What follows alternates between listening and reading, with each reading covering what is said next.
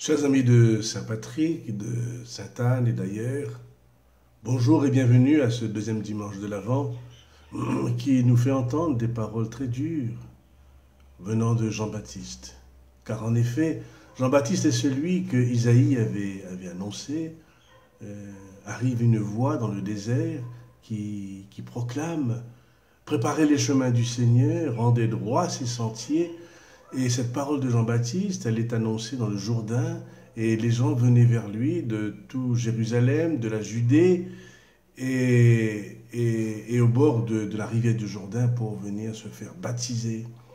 Et ils étaient baptisés dans l'esprit et dans le feu, car Jean-Baptiste se présentait non pas comme le référent, mais il était celui qui était au service de celui qui vient après lui. Il n'est pas digne, comme il dit, de défaire la courroie de ses sandales. Il n'est pas digne de se mettre debout devant lui, car celui qui vient, il est plus grand que lui. Jean-Baptiste est un témoin. Et en fait, ce temps de l'Avent nous rappelle que ce sont des témoins qui nous ont conduits vers le Seigneur. C'est une maman, c'est un papa, c'est un ami. Et justement, nous avons eu l'entrée en catéchuménat samedi dernier à Saint-Patrick.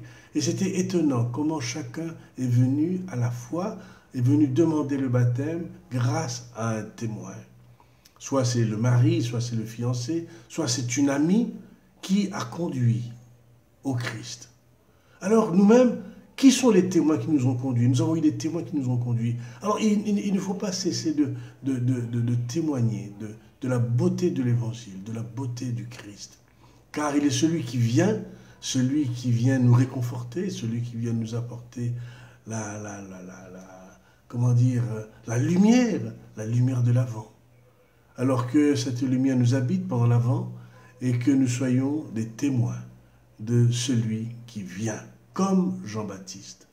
À vous tous, bon dimanche et bonne semaine.